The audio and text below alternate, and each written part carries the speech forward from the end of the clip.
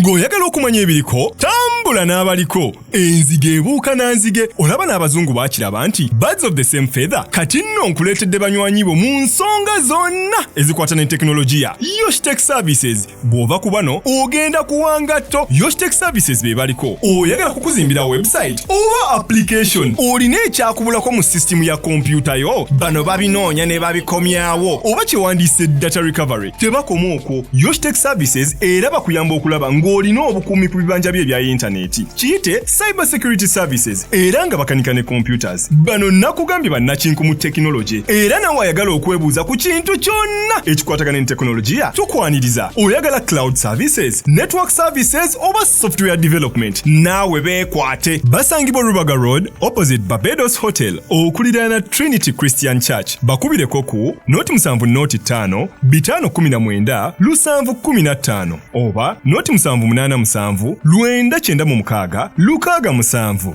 Yoshtech Services empowered by innovation. Obulamu bunyuma, obulamu buwooma. Ekyo tekiriiko awakanya wabula obulamu bunyuma bulamu agugi mazima wuliriza nkuleetedde ekyokuddamu ku ndwadde ez'enjawulo ezituteganya mu bulamu gwe wamma ne tulema okweyagala. JS Medical Hubs bano bakugu mu kujjanjaba ebizimba mu lubuto tujjanjaba hania n'abulira ddala otawanyizibwa ndwadde za lususu ebimmonde ku matu enkovu ezizimbye oba nsundo byonna tubibuzaawo ate nno tetukoma okwo era tujjanjaba ulcers sukaali pressure n'endwadde endala nnyingi abatawanyizibwa mu nsonga z'omukisenge nammwe tetubalekeredde tulina JS Body Cleanser nga bw'olinywa lino likamula obucaafu bwonna mu mubiri olwo JS Immune Booster ne lizimba obutaffaali mu mubiri linyweko weetangira okulwalalwala ku JS Medical Hubs eddagala tukozesa lya butonde teririna bulabe yadde. Basebo ne bannyabo mbalamusizaako mu linnya lya Mukama waffe Yesu yenze musawo John Sewanyana wano ku JS Medical Hubs njagala okujjukiza ekintu kimu nti obulamu buli mu ngalo zo byolya ku sowaani yo oba byonywa mu kikopo kyo bye bigenda okusalawo onaabeera mulamu oba onaabeera wandwadde. Tukuyita wano ku JS Medical Hubs tukujjanjaba endwadde jjukira nti ffe we tujjanjaba ensibuko tujjanjaba cause tetujjanjaba symptoms. Tukuyita jangu ojjanjabwa endwadde yo wano ku JS Medical Hubs ojja kuwona mu linnya lya Yesu Kristo. Amina. Tusangibwa Nansana okumpi ne Nansana Business Center oba tufune ku simu zino wammanga noti 7 noti 6 367 362 oba noti 772 999 noti 29. JS Medical Hubs for health and skin solutions. Okay, tubaliriza mwenna abeekumira ku mukutu guno gwa Unique Media tubeebaza ne tubabuuzaako nti Mukama yeebazibwe wasuze otya wasiibye otya okusinziira ku time gy'olabira covid eno Samike ge mannya gange era nga ne ku kamera njagamba era azaaliyo kati ebigenze mu bukyamu mujja kubeera nga munziriramu munsonyiwa kubanga nabadde neetaaga okukola vidiyo eno buli mwezi nga guggwako nasalawo nga nze okubeera nga njija nenjogera ku bintu ebimu nga mba bikyazizzaako wano ne babyogerako ebirala mba mbirabye ebigenda mu maaso oli ne waba teyajja ku channel eno naye nga oba babyogerako nzija nemba nga ate mbirondamu nenzija nemba nga ate mbyogerako mu ndaba eyange gye mbirabamu so naawe osobola okuba n'endabayo gy'obirabamu so teguba musango. That's why mbagamba nnyo nti discussion nze nzaagala nnyo because through discussion we get to learn. JS balina Nansana awo banoonyeko bakola ku bintu bya ddagala then Josam bo bakola ku bintu bya ttaka obanoonyako ne baba bakuyambako gwe naayagala ettaka gwe ayagala alinawo akasente koyagala ttaka lya kyapa oba lya ndagaano olyagala mu kibuga oba bweru wa kibuga oyagala ddene oyagala ttono byonna jangu mu Josam tujja beera nga tetukuyambako okulaba nga olifuna ng'ate togenze mu byankaayana. Omanyi waliwo ababeera eyo omanyi waliwo ababeera eyo batunze abantu amataka omuntu omuli wali ne batunda ettaka limu ne balitunza abantu nga 5 mu Joyce tojja kubanga obisangayo bakubire ku ezi nnamba ojja kubeera nga ate otutuuseeko bulungi ate tukuyambe buli omu aveewo ng'ali happy. Kale olunaku olwaleero njala kwogera ku nsonga 2 ziringa 2 endala we zinajjamu naye njala kusimbasira ku nsonga nga 2. Esooka njala kwogera ku ebikolwa, njala kwongera kuttanya kintu kya bikolwa, then ne Jamiru bwe naaba mufunye ku ssimu wano njala mukubirako ate abeere nga bwe naaba nsobodde omufuna salinge kubanga jjukira naleeta wano Pastor Samanya n'aŋŋamba nti omusajja byayogera bifu, byeyaŋŋamba bifu, byetwalikodinga ku seti nti ye yamusuula nti bifu, nti ye abadde mulwadde okumala emyaka 14 omutima gwafuna obuzibu ne bamuoperatinga ate ye Jamiru ng'agamba nti baamusuula. So ngenda kunoonyako ku Jamiru bwe mba mufunye ku ssimu wanaakwata mbere nga mbimubuuza. Then ekirala kyongenda kigattira wamu n'ebirala bingi kyekintu ekya kankiyite nange rapture. Kankiyite nange rapture. Ekintu kya rapture kino era ndooza kye mba ntandikirako. Ekintu kya rapture kino ffenna tukitegeera naye lwaki njagala kyogerako? Waliwo abatandise okukizannyiramu, of course era nga bulijjo ku mbaga tekubula basiiwuufu. Tekusobola kubulako musiiwuufu. So as usual mulimu abatandise okukizannyiramu. End times, rapture. Ffenna tukkiriza nti Mukama Katonda agenda kujja era ajja kudda atwale kyaki ye, atwale abo abataliiko ki bbala. Tukikkiriza kuba mu Bayibuli tukisomako. Naye lwaki ngamba nti waliwo batandise okukizannyiramu? Ate ffe abalokole simanyi lwaki ekyatuyingiramu twagala nnyo ebintu ebyo ebiwaawaaza, ebintu ebyo ebisasamaza. Bayibuli egamba nti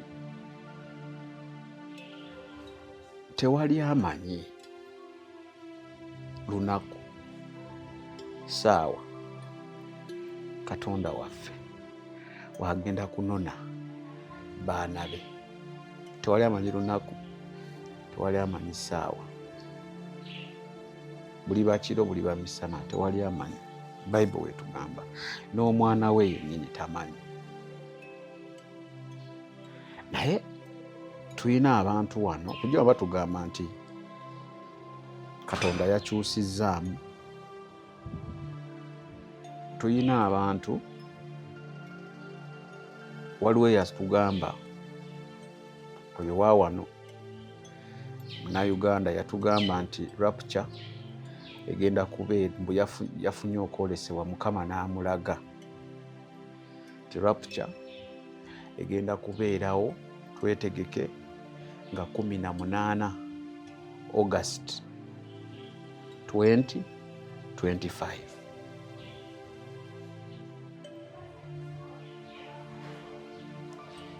Olwaleero lumu 1 September rapture teyabaddewo. Oba musobola okunnyambako, eyinza okuba yabaddewo nga simanyi nga nze nalekeddwa. Nakyo kisoboka. Kakati ku social media, era ku YouTube okwo kuliko omwami bamuyita Joshua, erinnya lye nzijukirako Joshua, but I think most of you know this gentleman. Siwakanya byayogera, naye ebintu ebimu ndowooza kati ye yagambye Sebutembo ono gwe tuyingidde nga 23 n'24 ye rapture. Era n'agamba Mukama yakimulaga mu 2018 nti nga 23 n'24 September of 2025 wenkomawo nona abaana bange. Kati ebibuuzo biri wano. Bwe tutuuka 23 n'24 ne wataba kibaawo ng'ono yatugamba 18th tewali kyabaddewo. Ki ekiddako? Ogenda kutunuulira otya abantu bano be wagamba? Tofuuke kibwetere eyagamba abantu nti 2000 ensi weggwaawo Katonda lwatunona n'atuuka nga takyalina kyagamba bantu 2000 etuuka ng'alina bookya.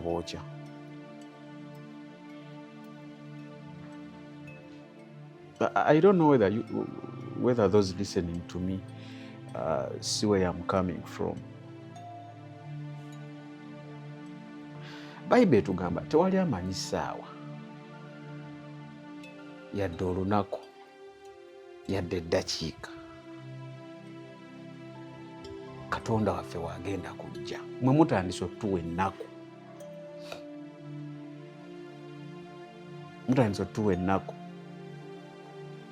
Gwe tulambuwe kitabaawo ng'ono wa 18th olina bangi b'omazeemu amaanyi, olina bangi b'otandise olabisa nga ffe abalokole bye twogera tubitegeera. Nze nno ndowooza mwandikoze mutya. Nze njagala nnyo abantu mubuulira abantu ekigambo kya Katonda. Tuva tutya mu kibi?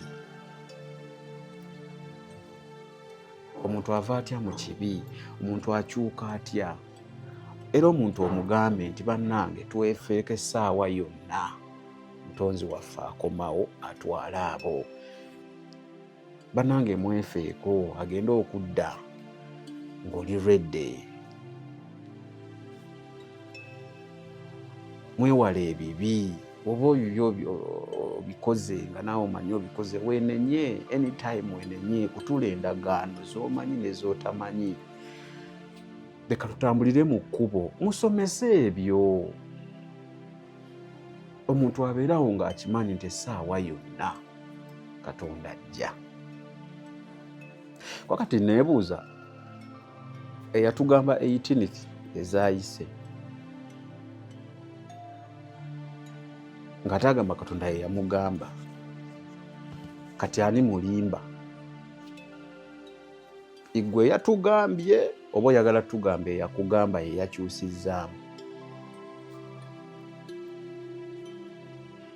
Oba muntegeera? So abantu mubagambe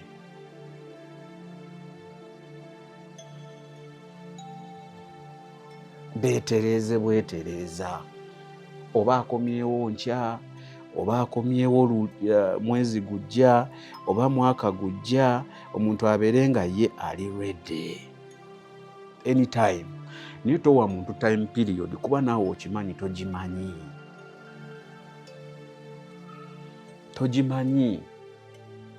Mbirabye manyi kati enjiri eri nnyo ku end time ne rapture. End time is soon. We know. And do you know why we know? Tetukimanyi kuba mutugamba. Ffe abamu tukiraba era tukimanyi because twesomera Bible. Byonna ebyawandiikibwa mu Bible tubiraba nga bituukirira. So we know. Tuli mu end times. Naye ate temukisussa. Tumulekera okukola enjiri ey'akabampaane. Nzija nenjogera wano ebintu ne mugamba mbu bya mwoyo. Kakati none byenjogerako ne yalimba abantu mu ga 18 August byabadde bya mwoyo. okimanyi senga najja nembyogererako awo nga yakabyogera mwandigambye Sami totegeera bya mwoyo biveeko. Tola nalinze August aggweko. Abali mu comments munyambeko. Rap kiyinza okuba yabaawo nga nze nalekebwa. Okitegeera. So awo tutereezeemu ng'abalokole. Nze nagamba buli we naatuula wano nga ndiwonzeka nja kubeera nga njogera ku bintu ebyetaaga okukyusibwa bye tulina okukyusibwa bye tulina okukyusa mu kyaki bwe tuba bakweyongera mu maaso.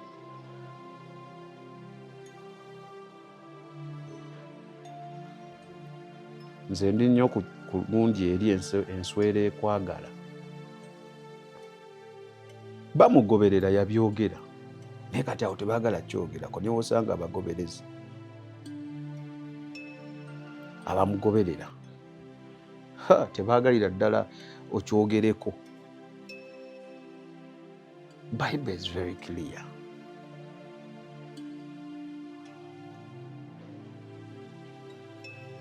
Awo tutereezeewo saala kulwawo nnyo.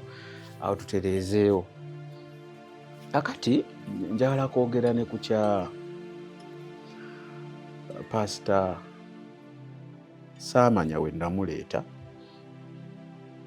Yayogera ensonga ziriŋŋanga, yayogera emboozi ye na lwaki abadde abuze era na lwaki abantu balowooza mbu yali yagwa era naŋŋamba nti obuweereza bukyaliyo okusinziira ku ye. Infact naŋŋamba balina bulanki kati oba 3. Balina ekitintale gye yali, balina ekajjansi then ne baggulawo n'ekyengera awo. Naye byonna byayogera njagala kuba nasoma comment nga buli omu kosa muli bubi agamba yeekaza alimba akkirize yagwa yenenye teweekaza musumba. Naye nze byayogera najjamu ensonga emu gyenjagala twogereko ate eyo tugikkirize nti eyo yali nsobi. Ensonga y'abalokole abapreachinga love obutabeererawo bantu bwe babeetaaze ekyo kikyamu. However much nalaba mu comments awo kati wadda wa fanero nga waggwa nnyo. Amazima galiwe gati oba fanero alina ekizibu oba alina byakola mu bukyamu oba temukkaanya naye.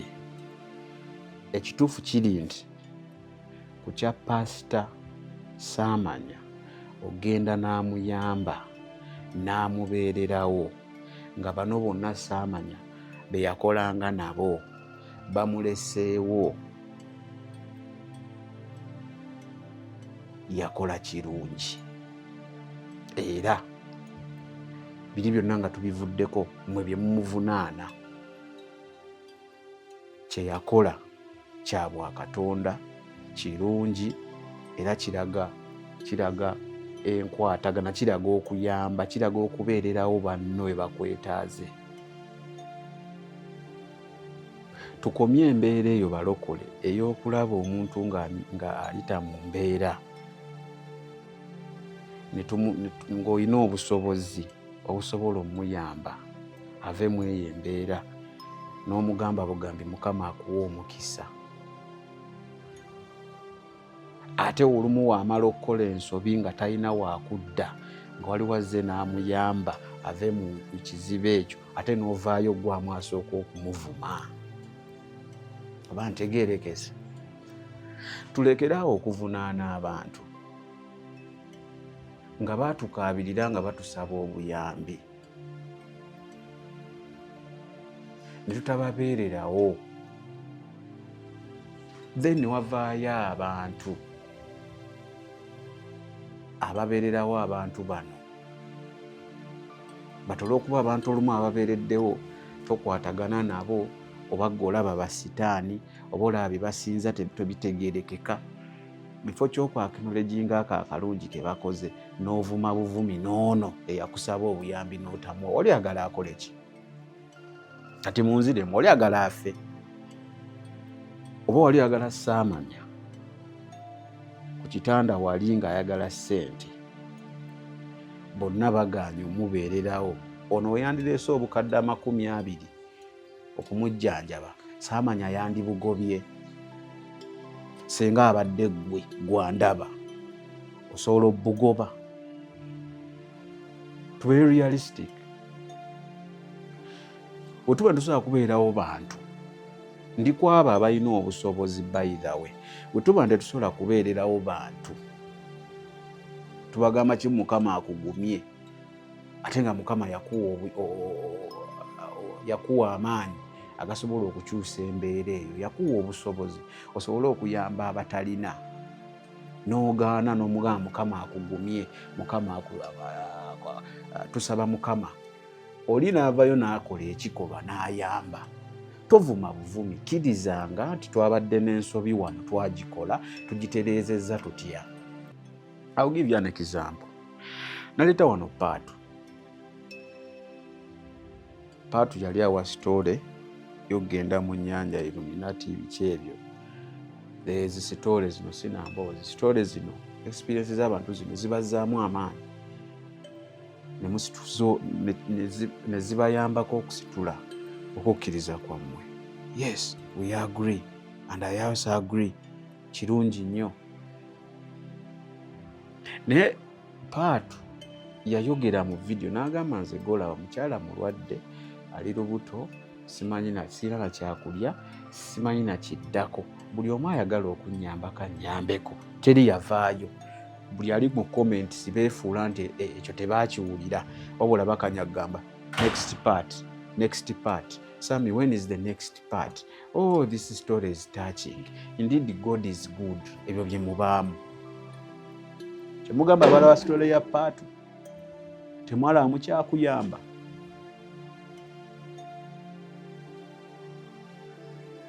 Kati omuntu wakyamamu olw'obwetaavu nga mulyoka mugamba yali tanywedde, yali tannakyuka bulungi. Fa ababireeta. Naleese omukyala eyasembyeyo oyo gwe baakomyawo okuva ebweru ng'aliko oxygen.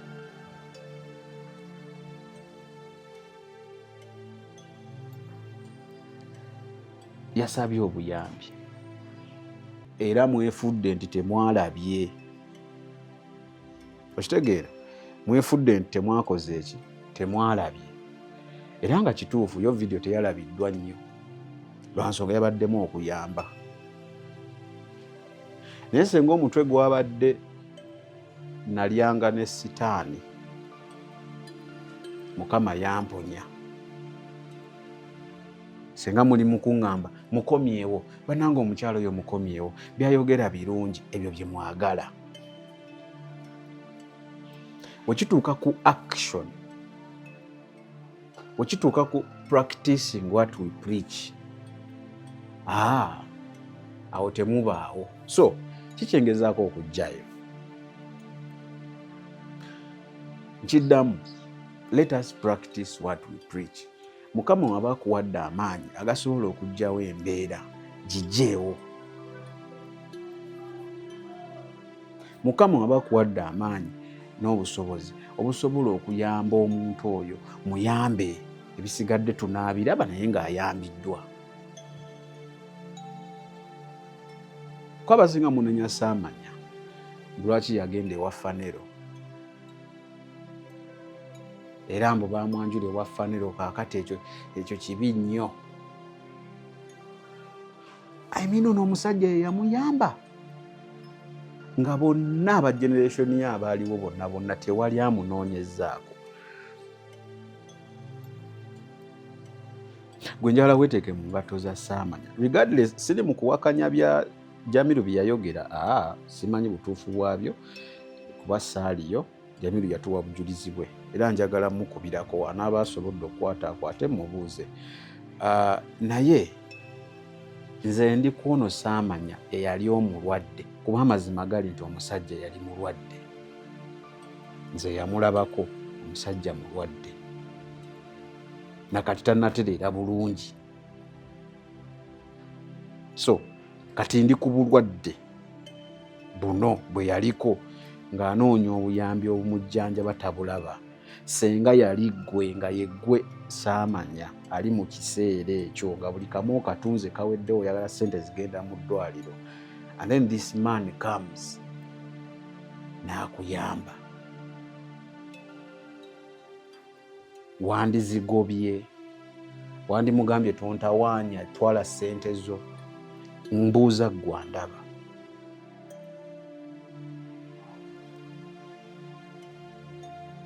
Then weebuuze senga bali bonna baamuyamba be yakolanga nabo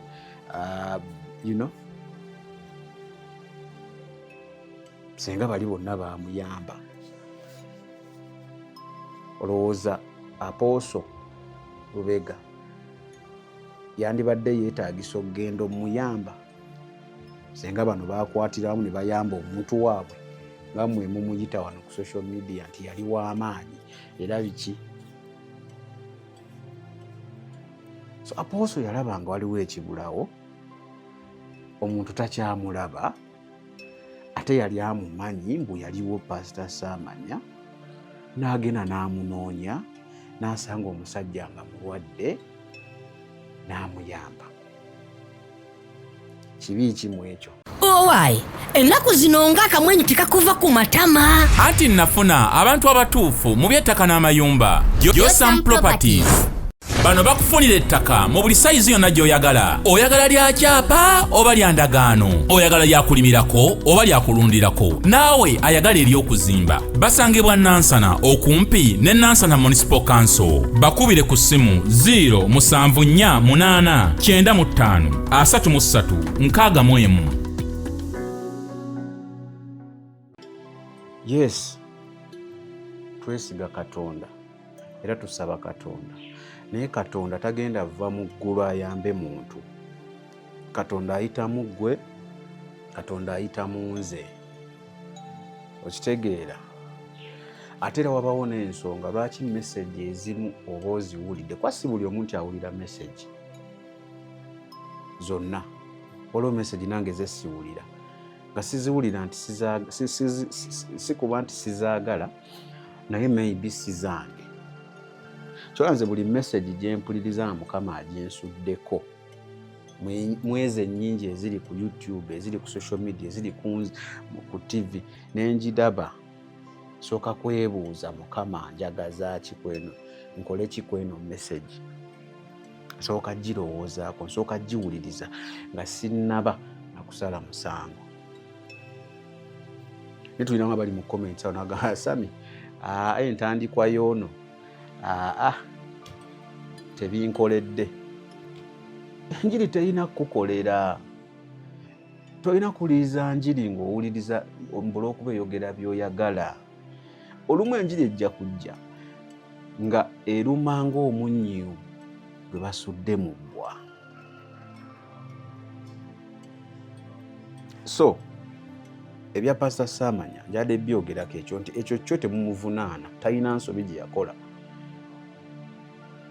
Nange Sami ondaba atudde wano naye ambeereddewo, nja muwanya amatu okusinga oli aleekaana obuleekaanyi. Naddala nga nkimanyi nti yalina obusobozi okumbeererawo naye yandeka empologoma zindye. Nja kubuuliriza nnyo ono eyangobako empologoma zino n'empona okuliibwa. So ekyokumukkiriza obujjanjabi ne bamujjanjaba sisobola kumunenya kuba nange singa nali mu mbeera eyo sirina kiddako oli najja ngenda ne banzijanjaba ne mbeera n'obulamu, because ate abeeyita abalokole ennyo temwaliwo. So kweyo ensonga I think abaali bamuvuma baamuvumira bwereere. Baamuvumira bwereere. Nga tonnaba kugamba omusajja alabika atya, addamu kuli surfacinga ng'ali wa Fanero. Sooka onoonye story behind lwaki yalabikira wa Fanero. Kati discussion endala zisobola okugenda maaso, but sooka otegeere lwaki wa Fanero ekyo kiveewo. Then omula obulabye wa Fanero n'ogamba oyo yagwa. Kati katugambe kale waaba yagwa. Gwe ng'ogamba olw'okuba omulabye wa Fanero kati oyo aba yagwa. Katugambe yagwa. Lwaki ngamba nze katugambe kuba sinze Katonda simanyi oba yagwa oba nedda. Naye katugambe yagwa. Olowooza baani ababa baamusuula? Baani ababa baamuleetera okugwa? Saabayita abalokole. We yali akaaba obuyambi abaamusekerera obusekerezi. Anyway, kale kati njala kunoonya ku Jamiru kansabe ajja ankwate tunyumyemu, njala mubuuza bintu bino bye yayogera. Yagamba yasuula omusajja ate omusajja yagamba abadde mulwadde. Akati njagala Jamiru munoonyeeko wano kandabe.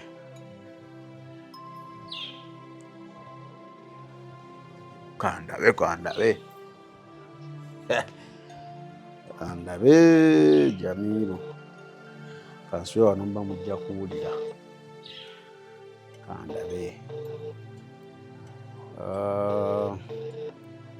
gatakwata omukulu Jamiru. Anti badde ngamba nga takwata. Ogamba otya eyo ssebo? Kama ebazibwe. Bigenda bitya?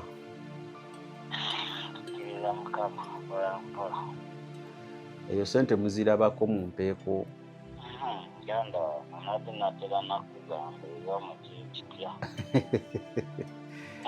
Ebeera yakalubyemu ejjo nadde nakoze vidiyo nga nnyomba ku masannyalaze. Amasannyalaze gadduka oludduka, uniti bakuwa bingi, gadduka oludduka, gavaavaako nga bannange. Ebyokuli bya uniti olaba kisiga n'ebintu bifubi. Nadde manyi kiri waffe wokka. Sanyaze ogwansanyaze gayamazako luli wiiki nga lunaku lumu lutegeera.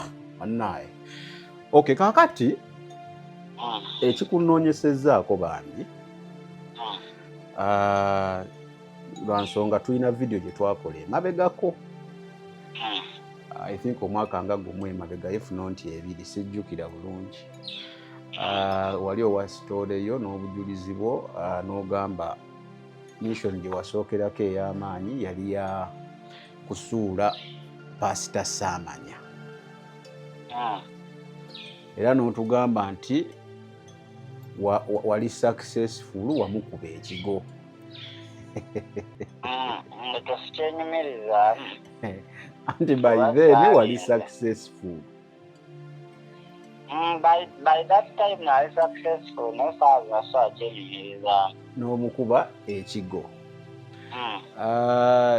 Kati I think I don't know, oba last week, I don't remember. Nali ne Saamanya. Simanyi wa video wagiraba. N'agamba Jamiru alimba. Jamiru mufere. Jamiru okwogera ku Saamanya anoonya linnya. Okay. Jamiru anoonya byanfuna. Sente. Era ye n'agamba nti ye kyakize zonna ebbanga lyasumbye tatuuza bakyala mu maaso. So neŋŋamba ndifuna obudde ku eno vidiyo zange gyenkola omwezi nga guggwako nja kunoonya Jamiru annyinnyonnyole.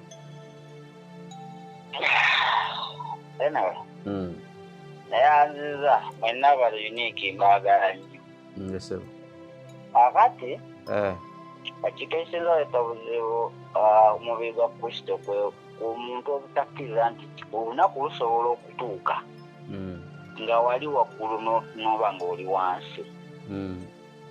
Ekyokubiri ennaku zino towakanira muntu kino kisobola okubeera kyakabenje ennyo gwokeera ku national academy tosobola kukola kintu wekiti kiba kibi nnyo kuba ndi muntu nyambala omubiri nsobola okukola kyonna ekisobola okuwawaza ensaamatu kale mukadde wange oyo namuwuliriza bulungi byonna byeyayogera katambi nakalaba naye kyenebaza mukama nti yansanze ate nakyuka muka katonotono singa nali nkyalinga edda senga muli mu kwetwala singa video ziringa 10 saamanya wakyukamu naye nakyukamuko nalabanga entalo tewali tezitutwala ate zongera tuyuzayuza ekyo kituufu naye nendeka enjiri y'entalo nenjesonyiwa ekyo kyamaanyi oba wakitegeera kati mukadde wange oyo nze mwagala nnyo era mu bantu b'ensamu ekitiibwa mwali era mumusabira abantu si ye yekka bantu bonna be nali nnumbyeko mbasabira kati omuntu anoonya amasannyalaze saa zino ng'enjogera y'ennaku zino tasobola kwogera ku saamanya atamanya kati sitaani yamuteeka wansi tukkiriza mukama ajja mmuzzaayo we yali n'okusukkawo saa zino olwera amasannyalaze bakayanja bali awo batoomi abantu basobola okwogerako naye kati waliwo woyinza okwogera saamanya omuntu n'atamutegeera nga generation abamu tebamumanyi kati bano emyaka nga 10 atandise okutegeera myaka 10 emabega ayinza obutamutegeera kikwetaaga okuba nga olina myaka nga 15 2 emabega oyinza omumutegeerera nze kyensaba mukadde wange nze ayinza okumpita buli kimu gagamba onoonya byafuna tewali buzibu ayinza okumpita buli kyayagala naye kirina kumutegeeza sinoonya masannyalaze sinoonya kumanyika sinoonya midiya singa naye nnoonya midiya kisamye ebyokwogerako bingi byesinala nakwogerako byensobola okwogera nebiwawaza abantu amatu n'omanyika naye tetuliwo akumanyika nakuyuza wabula mu byoyogera olonda munoga naye kino wadde amazima naye omwoyo wa mukama tekiyinza kuyamba kigera ate kwongera kuyuza ekyo n'okivaako n'okyesonyiwa masanyaze nalyogedde ku mutundo kuba nali ngenzeyo komishoni nalimbye ekyo kyokka nenyimba ekyo kyokka naye ate mu bujuliri bwange sibakoonakona nnyo mbakoonako omulundi nga gumu nemba esonyiwa ekyokubiri muzeyi saamanya kyenjagala ategeere nti ku nsi kuno waliwo obeerera ku piiki ate buli wobeera ku piiki yagalagaana oba olina kukkirira kati kati naffe waliwo twaliko ku piiki nga tuwakatandika okuwa obujuli naye kyatuka eraso netusooka tukkirira ku ttaka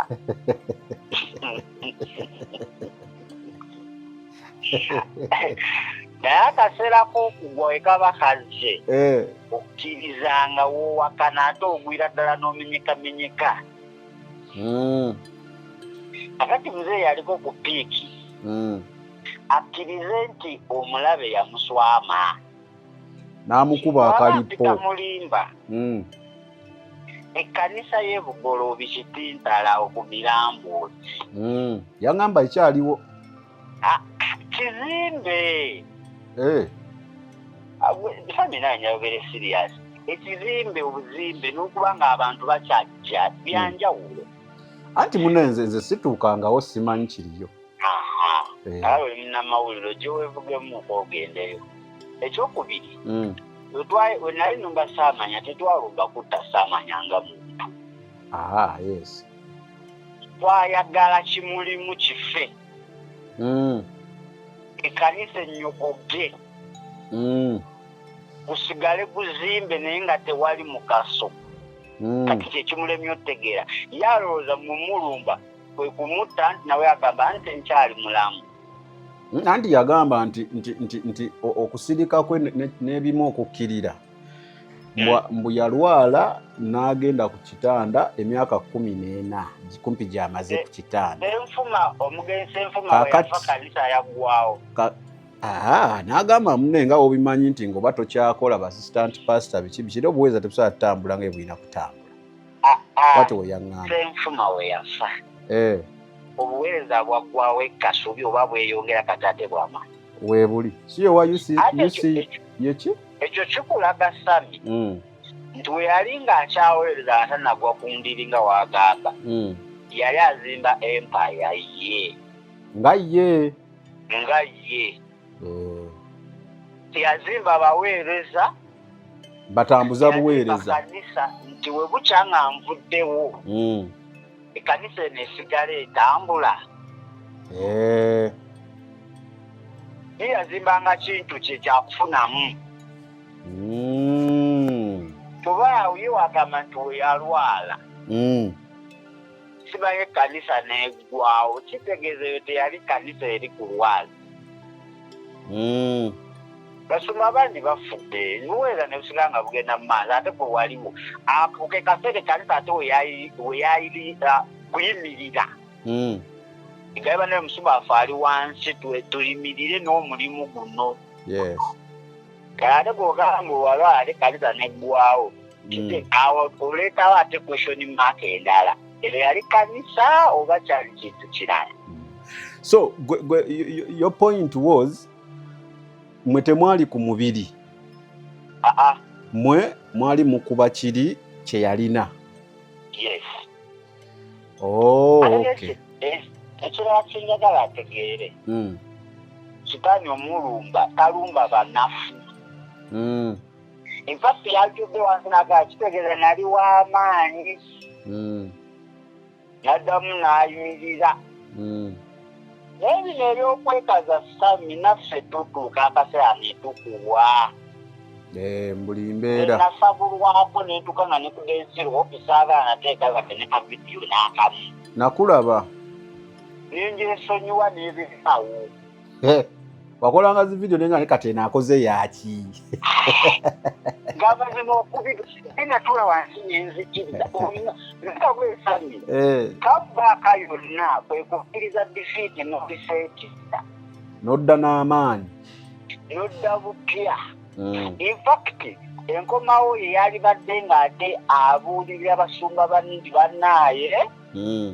Eyo yonna gy'oli basobola okuwanulayo. Ndi teri atakubwa. Naate ekyasinza okunkanga kulaba ate eri efanero. Anti kati era kyembadde njogerako nga sinnakubira simu. Nti ekya fanero nga woogambye nti mwe mwakuba kiri munda. Ekya fanero nze ndowooza omusajja yagendayo lwa nsonga omusajja fanero ye yamubeererawo mu bonna kuba ye yamujjanjaba. Kati ekyo kyera mbadde nnyonnyola abantu ne mbagamba nti ffe ng'abalokole abagoberera Katonda bwe tulaba abantu amu nga bagudde mu bizibu tuleme kukoma oba oyina amaanyi nga Mukama akuwadde obugabirizi tuleme kukoma Mukama katukusabire Mukama ajja kuwonya oba osobola kijjeewo. Okitegeera kijjeewo naye kale nze okusiza ku ngeri y'omusajja gye yannyumiza omukulu yamusanga agenda kufa ye yamusitula n'amutwala mu ddwaliro n'amusasulira bbiiru n'amukola biki kati spirituale kiyinza okuba kirala naye lwaki bano bo be yagiranga nabo bano betugamba musimanya generation ye kuba ogambye emyaka nga 10 okuva katuli waba badde ategeera kati ayinza obutamanya musajja oyo maanyi ge yalina. Kati abo wa generation abo abaali bonna ba Pastor Senyonga bonna abo lwaki omusajja tebamubeererawo ko kumujjanjaba. Ani yayisaamu ani? Mu COVID samanya yayisaamu Senyonga eggaali. Anti awo yagamba yali yalwala dda. Yamugamba ki? mufere musamize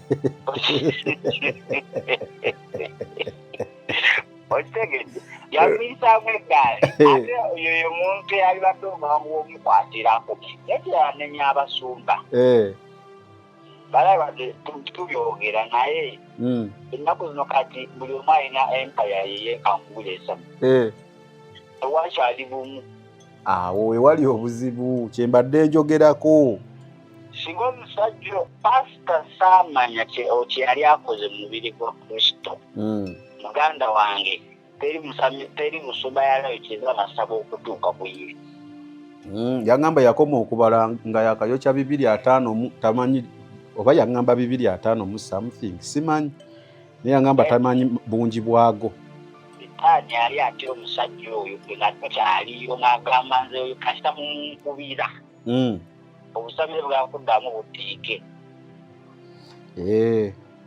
okitegedde kati abasumba banaye nze simanyi era gula omubiri gwa kristo sigutegeera enaku zino kuba buli omu avuga kiki bampeereyo ka message bayinza okugamba nze abyogera nzekka kakubula esami fwe twali nga tukolera omubi nga obumu bwe tukulembeza yes ekintu munammwe bamukuba oba n'afuna mupaakinga up immediately addemu atambule temwagala kulaga ddibu lyonna kuba mulina ggooli emu kuzikiriza bantu yes kyekirumi ate bwe tudde eno mu kristo ate ffe tuli opposite tukola byaffe lwaki sami amanyikiddwa leka musabule nange bamanye kati nzire wali awe tuli lwaki sami ejjuza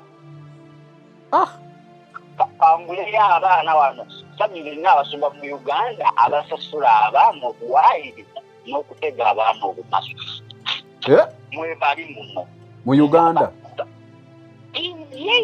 nga basasula abaana ne babawa maniscript kino kyenjogerako nali mu system naliyo nti genda ogambe owayirize sami tiyakoze kino ne kino kakati omanyi kye bakola ajjana kirooto mukama yandaze ku sami ali waati newaati nakiriko kati wakirikodinga wabeerawo gwe bategesedde wa midiya agenda kibakira akitambuze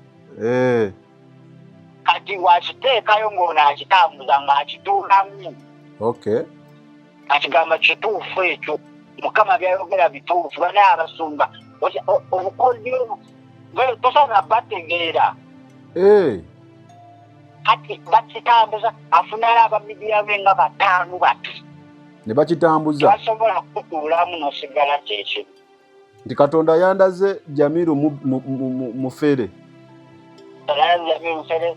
Jamiru mwenzi Jamiru musamize yambikulidde yandaze obuyiriri bwe so Jamiru agenda okukirwanako nga takyadda kati oyo ate bafuna omuntu ne bamuteekanga Masaka nga kyafunidde ekirooto ng'oli eno kati ne bafunayo ebamidiya abagenda okitulamu mangu kitambule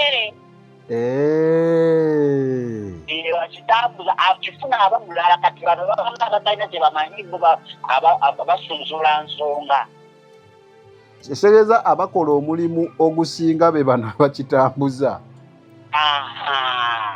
ne bannange bali wano sami kakati ntandikirawo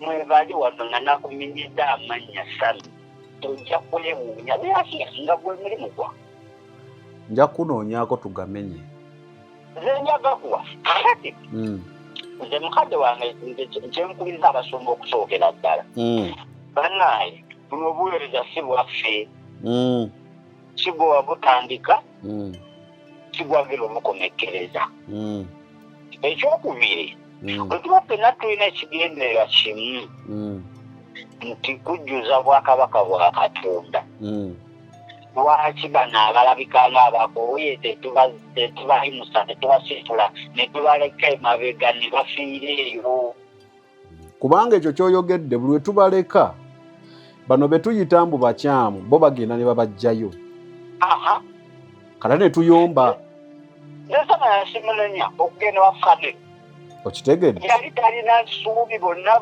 banave abeetwalanga be bataata mu mwoyo abamukozesa ng'akyali akyayimiridde nga bamwaniriza ku butuuti bwabwe bonna ssebo beefudde nga abatamanyi kigenda mu maaso kumba omuntu ali bubi kakati ye n'afuna omuzira kisa oba omuzira kisa alina bigendererwa byoba nedda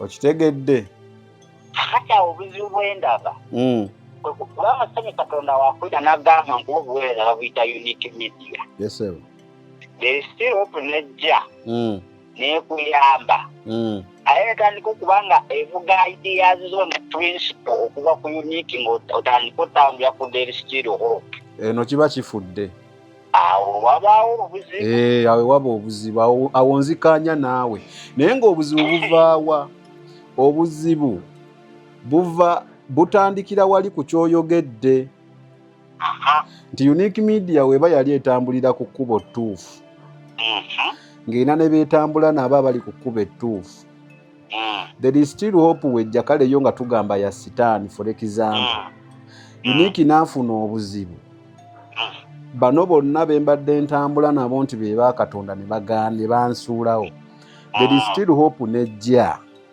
nenzija mu kattu chances are high nti ngenda kuba amatunga wannyo unique there is still hope era kyanaaba ngamba kyetugenda okutambulira kwanza omusajja yaŋŋamba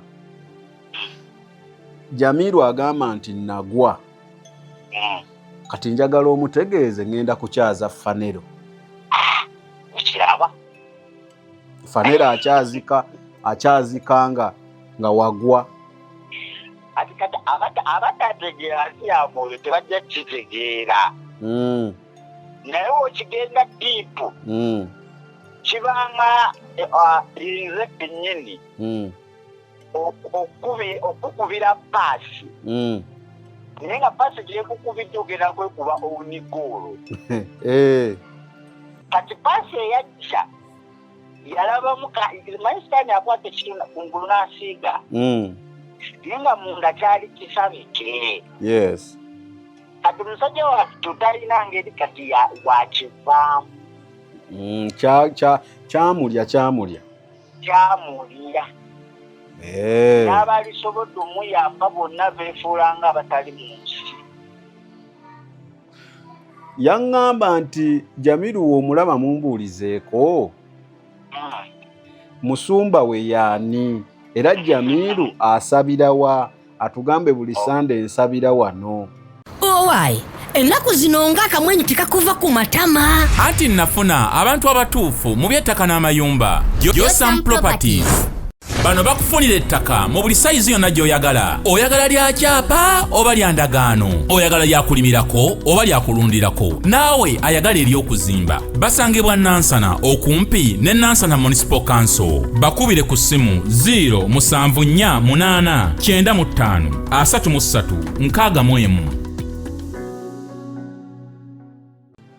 kakati abamu obukiripu bwa TikTok be bakola ensobi esinga bamuwa clips zonna okuva kwesooka ajja tegeera n'ekyokubiri asooka okwesitula najja ejjinja n'akola research ku deliverance yange nga siri nayo ajja kufuna ansa entuufu nga nze sizze nakujja kumwennyonnyolera yajja ejjinja akole research agende ku Evangel ababuuzi that's where I got saved alokokera ku Evangel enfunira ku mentorship deliverance yange yonna eri open sinkweke asookera nagikolako research yeyogerera naye ng'ejjinja okyaliwo kubanga yaŋŋamba woonaalaba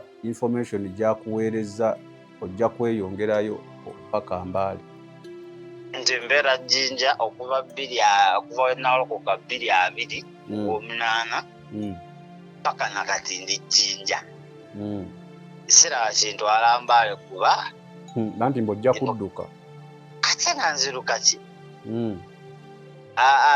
kakule samanya dde ave mu byokwekaza kakati nze njagala mproving nti wabinyolera bifu ndi mulimba alifaayo bigendayo ku Sande osangamu abantu abasukka 5 awo mba mulimba abasukka 5 yagamba tejamira okumanya alimba oyinayo ba Asha tomanyi ba Asha bawera 5 be yali akozesa kakati gwe wayita wamba Asha bogamba n'agamba n'ekirala nti wagamba nti mwayita mu bwenzi okumusuula muleetereyo omukyala gwe wali omukwanidde nemugamba nti yagamba yaleeta foreign agent naga nti kati agireete kuba ogimanyi ate kati njijibwa sikyabakole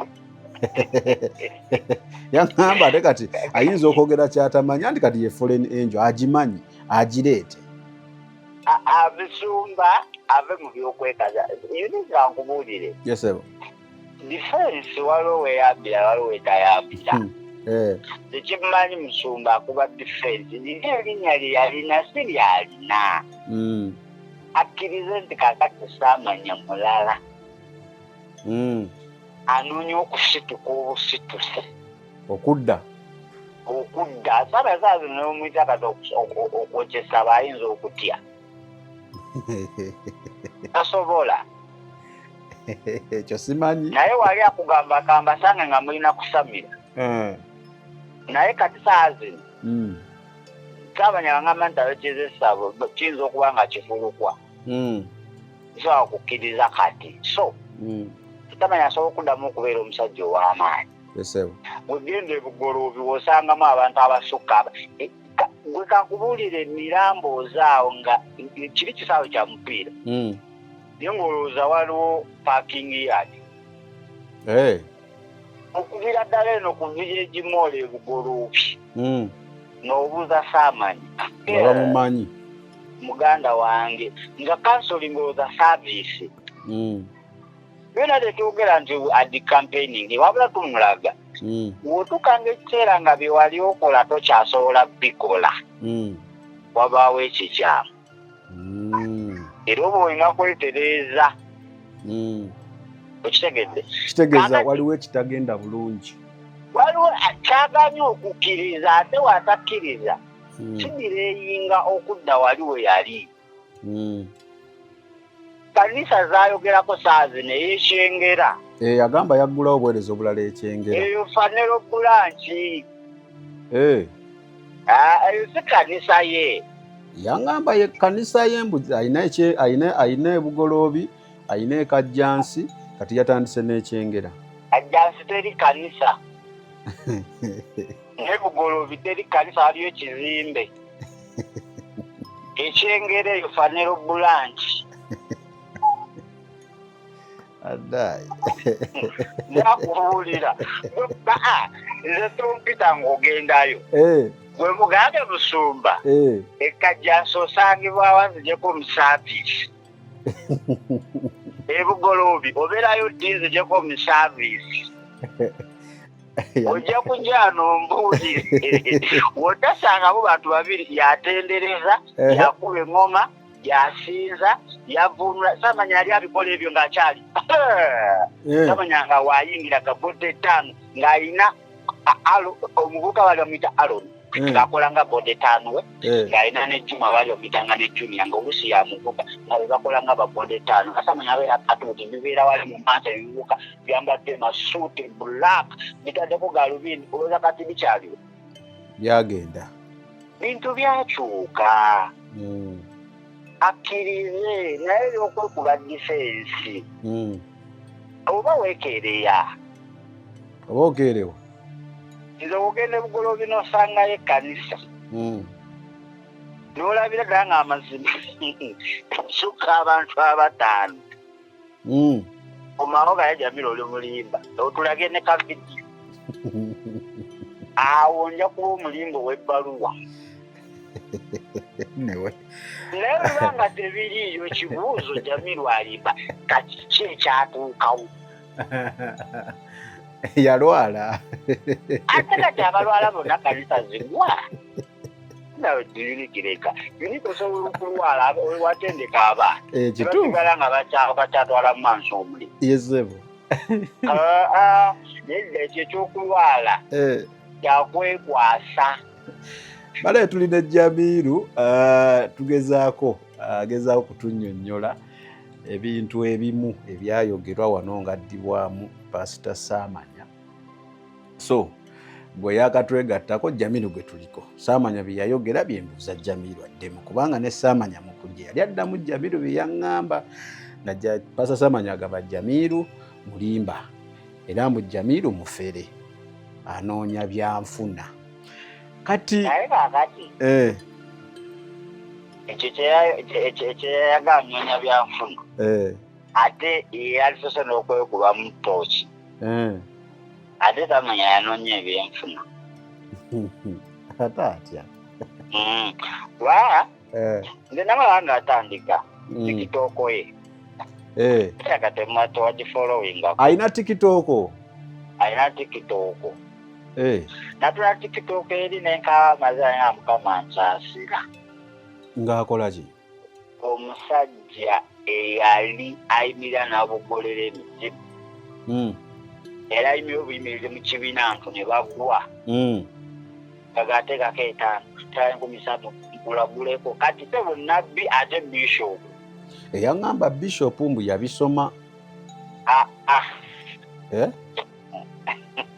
ate munenze namubuuza ne mugaba taata kati oli Bishop n'aŋŋamba nabisoma neredde yali akyeyidde kya Bishop ekyeyeddaye nga tulanamukuba yali kuba ndowooza yagendanga n'asitula amakanisa gaali gaweddemu amaanyi ng'abeerawo nago akuma kati anti Bishop kitegeeza omuntu alina obulabirizi obusuka mulimu era nti kati munendowooza era mpozi ogambye eri teriyo kyaki waliwo bizimbe zeyandaga nti waliyo kanisa lwafokasi ye yonna eri kyengera ewa Fanero Jamiru badda era balina Grand Open yampita yakuyita eyaŋŋamba ali akati ekizibu omusumba agenda fuuka mukozi wa Fanero si wa Kristo awo wewali obuzibu awo okka naye ng'ebisigadde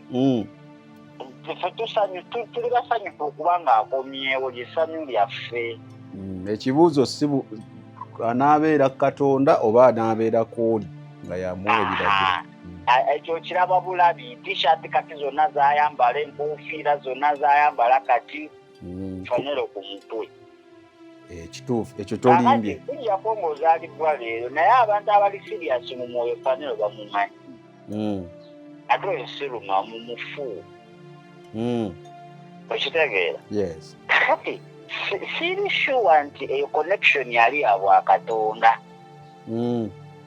era omulabe wakulaba ng'olinga asituka paka ng'aleetawo gu connection ogufu ogwire eddala kati connection yali nfu eyo connection ayo yali nfu kati sitaani yalaba embeera sitaani asobola okukozesa embeera babiri olimu nala nti kakati omusajja watu abasumba abalimiddewo naye bali awo naye naye esooka n'amuleetera ki n'aleetawo Fanero n'amugja n'awaayo obujjanjabi byonna kanawuyabukoka yali ku Destiny Matters nawako obujulizi bwe n'agamba obulwadde obwo bwamulyako obukadde 8 oba yagamba 7 oba 4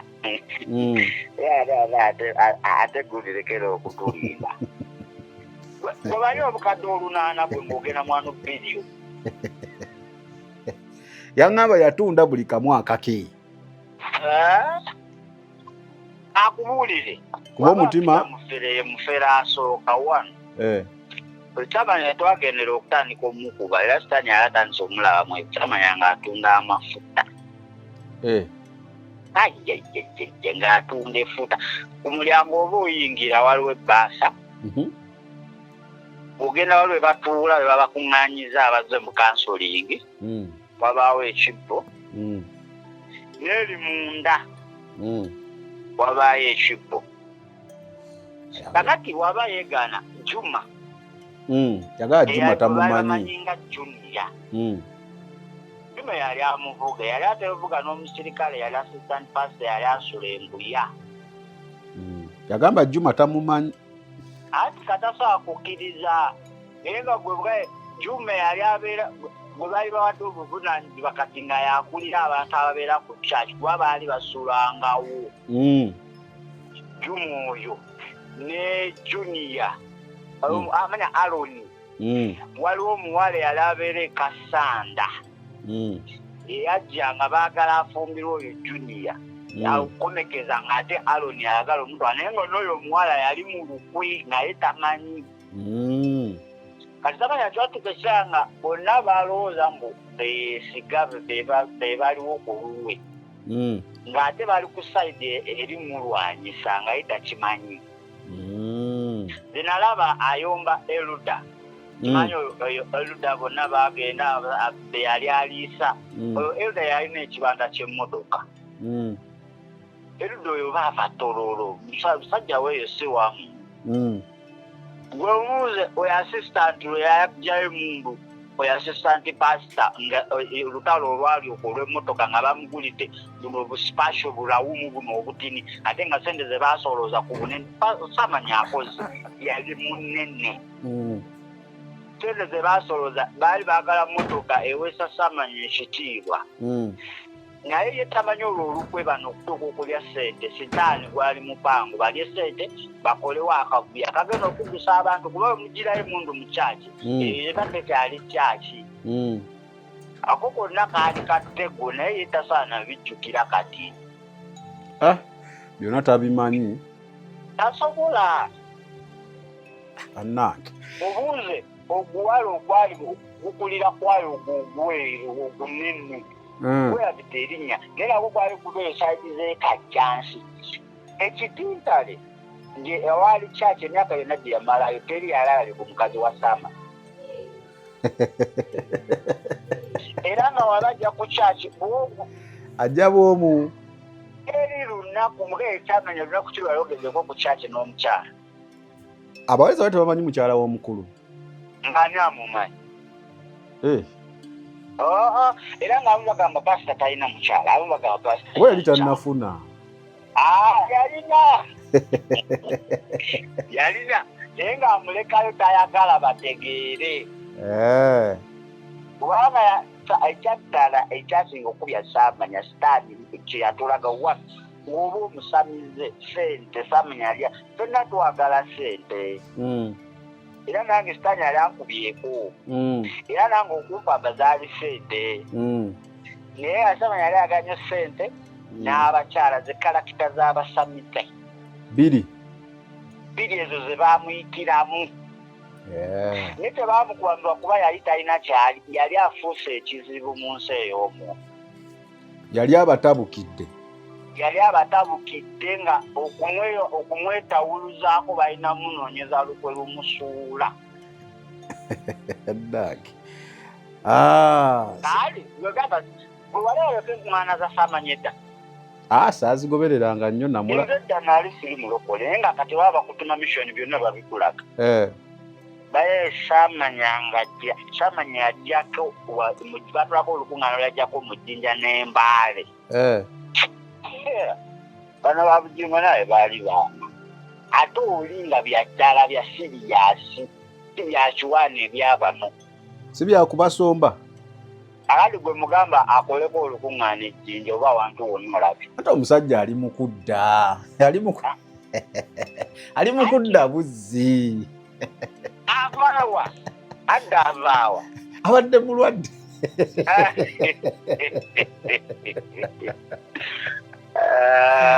Alaye Jamiru. Kakati Saamanya tumuleka. Omuzzeemu ekimala. Temwagala nnyo era omulaba. Mugaye Jamiru talina buzibu naawe. Naye yeenenya obutali butuukirivu oba omukozesa sitaani omukozesa. Yali tali ye. Teyali Jamiru. Jamiru ono saawa zino oli yali mulala nga alina ekimutuma. Kata kungamba genda okole kino sana yaninginda. Oba kati ndi muno mu sense. Kati oli nali nvugibwa. Amina. So kumambire nesina buzibu naye. Sinonya amasannyalaze n'abayogera. Kwate nga tunonya amasannyalaze n'ali sibyo kufanya kwate ufanayo ndinako fayiro na fayiro. Ndikulaba ddi ogimpe. Ali sibyo kuyo ensima kuyo naye kakati olamu oyo muleka.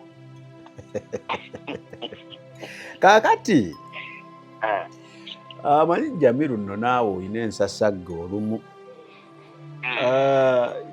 Kano simanyi kyonna kyona ngamba. Mba ndi awo nga nkulaba ku Tish TV ng'oyingidde mu nsonga za simanyi oba zaggwa anyway kyola saaku nazireka zisooke ziggwe ndowooza ng'oyingidde mu nsonga za Kawalya. Ekyaki ekyaliwo ku kyakawalya okugjayo vidiyo ze briefly. Kati Kawalya obuweereza buluddemu. Kakuba kati abantu bamutegedde kati obujulizi bwe butambulire ne Kawalya yatandika okuwa obujulizi some 25 years back. Some what? 25 years. 25? Emabega eyo tabuwadde kati bukadde. Nasooka nze obujulizi bwe buwulira ku basajja abo. Kati tebwatambula mu kusooka. Tekaali kamayi Katonda abaana akaseerako. Tekaali kaseera kekirabika. Kati akaseera ne katuuka Katonda n'amukola connection kwabo aba Prayer Storm. Yes. Abali mu Manchester. N'agenda n'akola obujulizi. Yes. Obujulizi obwo bwatambula. Nnyo. Kati bafuna obutakkaanya. Kambi jabule. Yes. Obutakkaanya bwe bwali abo aba Prayer Storm baakola olukuŋŋaana.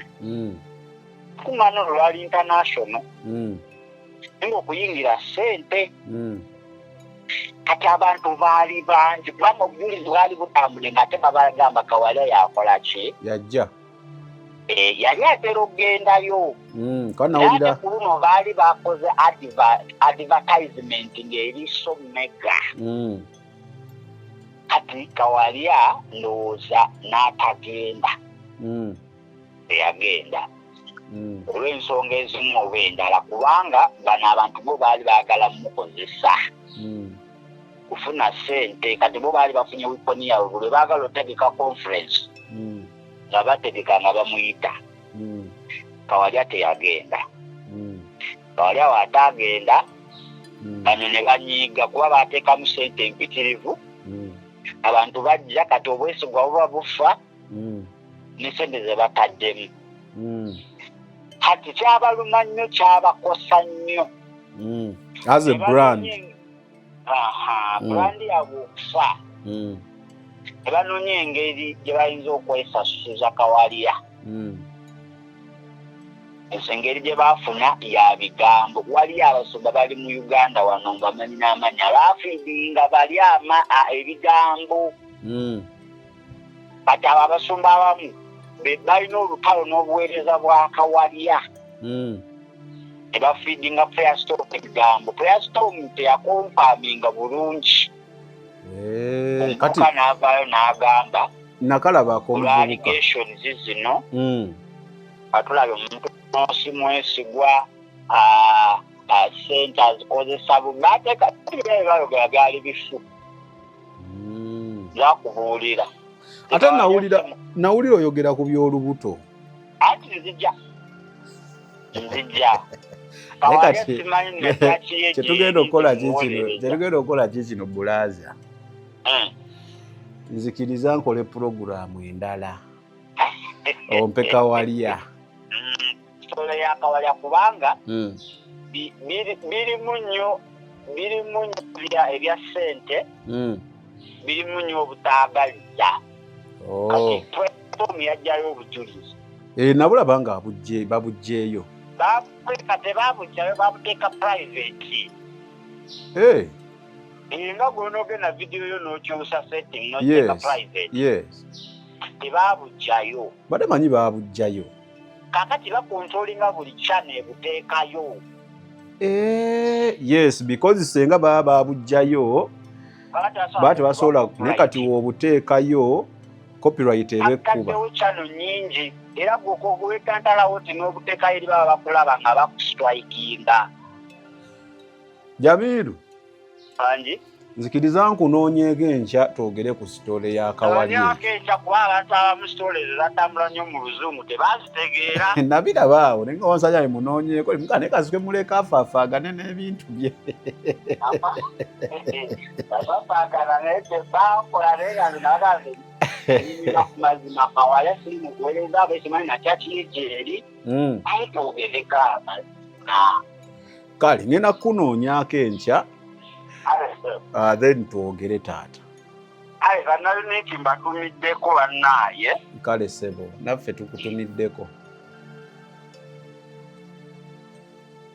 hela okay bannaaye yoyo I think era no mbadde ngambe Jeremiah yoyo Jamiru ensonga zezeezo I think nja munoonyaako ate soke tutemeeteme ekintu ekyo ekya Kawalye engeri gyekyalimu ekyokugjayo obujulizi bwe and all that I think eyo program jagiteekayo enkya eya Kawalye jamunoonyaako twogeremu abinyinyonnyole kuba nabiraba awo saabigoberera nnyo nakoma kulaba nga bajjeyo obujulizi bwe then ku bya Pastor Samanya I think abazzeemu I think ate gabazzeemu ye kyamanyi so abazzeemu ye kyamanyi era akyasitandinga ku kigambo kye nti omusajja baamukuba ekigo kale Samike ge mannya gange tunaddamu ebyo by'owulidde oba ebyogeddwa mu episode eno si birowoozo bya Unique Media nga channel awamu n'abagikulira wabula birowoozo by'abantu ssekinnoomu mu kiti kyabwe